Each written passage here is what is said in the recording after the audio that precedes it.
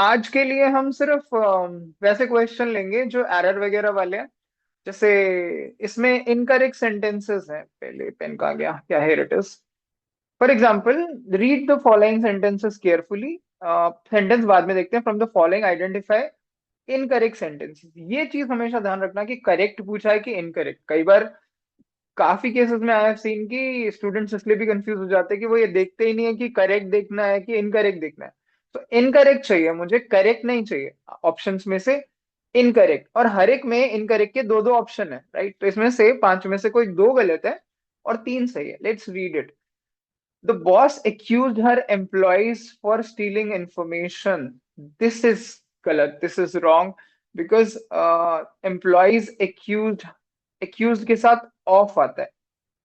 He was accuse of. ये कुछ basic error हैं जो आपको जरूर पढ़ लेने चाहिए, राइट। सेल्फेस की बुकलेट में तो बहुत सारे एरर हैं, 100 एरर्स, 1 to 100 है। और दूसरे भी बहुत सारे टाइप के कॉमन एरर्स हैं। इतने मुश्किल एरर ही आते भी नहीं है, बहुत कॉमन है। जैसे I prefer tea to coffee होता है, टी ओवर कॉफी नहीं होता है। इस तरीके के कुछ एरर है। सेम वे में ये प्रेपोजिशन का एरर है, एक्यूज्ड ऑफ स्टीलिंग। ठीक है, तो ऑब्वियसली ये गलत है फर्स्ट सेंटेंस। अब मैं ऑप्शन में देखता हूँ which of the following are incorrect. तो वन किस किस में गलत है, मुझे गलत ढूंढना है ना। एक तो वन इसमें है, इसमें नहीं है, इसमें है।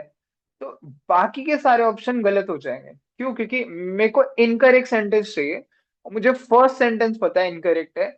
बी डी ई में फर्स्ट है ही नहीं, तो वो आंसर गलत है। तो मेरे पास अब 50-50 रूल आ गया, ए और सी में से दो में से एक कोई आंसर होने वाला है।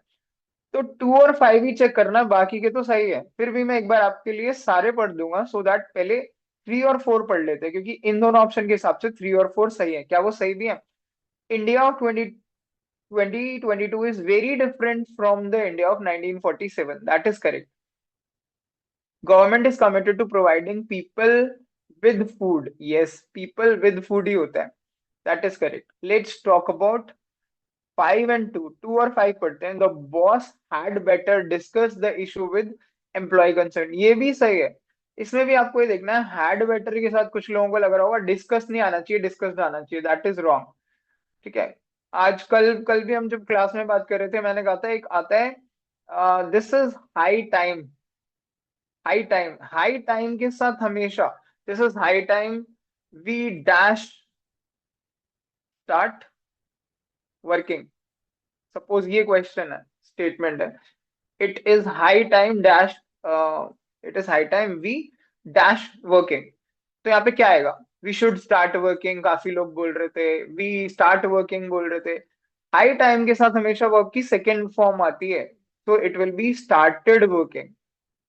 एक्चुअली चाहे ये आपको सुनने में बहुत बेकार लग रहा है, बट हाई टाइम के साथ वर्ब की सेकेंड फॉर्म आती है। It is high time we started working, we started focusing on our work. इस तरीके की सेंटेंस जो होते हैं, ग्रामेटिकली ये सही है। तो ये आपको थोड़ा ध्यान रखना पड़ेगा कि आप एरर के रूल्स को देख ले, बिकॉज आधी से ज्यादा अंग्रेजी जो हम काफी बार बोलते हैं वो गलत हो जाती है। So had better discuss is correct. But fifth में कुछ गड़बड़ है क्या? He is good in playing the piano, ये तो सही लग रहा है। जब भी हम किसी चीज की बात करते हैं ना, he is good in maths, actually वो इन नहीं होता है। He is good at playing piano होता है। He is good at English. I am very bad at spellings and I am genuinely bad at spellings. तो बेसिकली 5 भी गलत होगा और 1 भी गलत होगा। तो 1 और 5 गलत का मतलब है option number C is our answer, because इसमें इनकरेक्ट सेंटेंसेस हैं। सो आप ये बेसिक प्रेपोजिशन के, एरर के, प्रीवियस ईयर एट के क्वेश्चंस देख लीजिए और थोड़ा एरर्स देख लीजिए। That will probably help you a lot.